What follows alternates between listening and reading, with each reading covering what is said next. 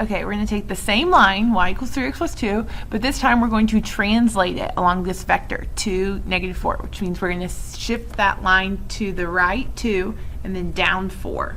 So if you think, if I'm just shifting this line around, am I changing the slope? Not changing the slope. So if you're translating a vector, the slope is going to stay the same, and I'll prove it to you.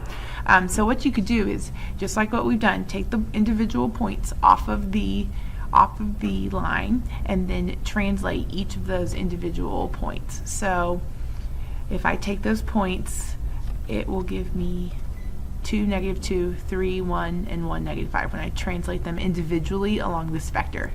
So then once I take those points and find the slope of my line is 3, which is the same as the slope of the original line.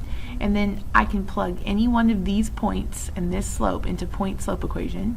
So I picked the first one, y minus y1 is equal to the slope times x minus x1, and then I just distributed the 3 and then subtracted the 2 and got that the equation of that line should be y equals 3x minus 8. So if you're translating a line, you're just going to keep the slope the same because you're just moving it around. You haven't like changed its direction or anything, so the slope will stay the same.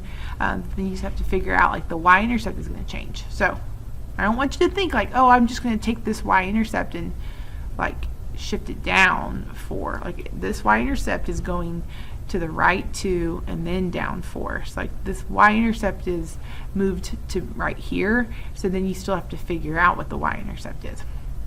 Okay, let's say that we did take that y-intercept, which was 2, and shifted it to the right 2 and then down 4. Then we could go plot that point. We could shift it to the right 2 and then down 4, which will put right here. And then I know like my slope is going to stay the same, so it'll be up 3 over 1, up 3 over 1.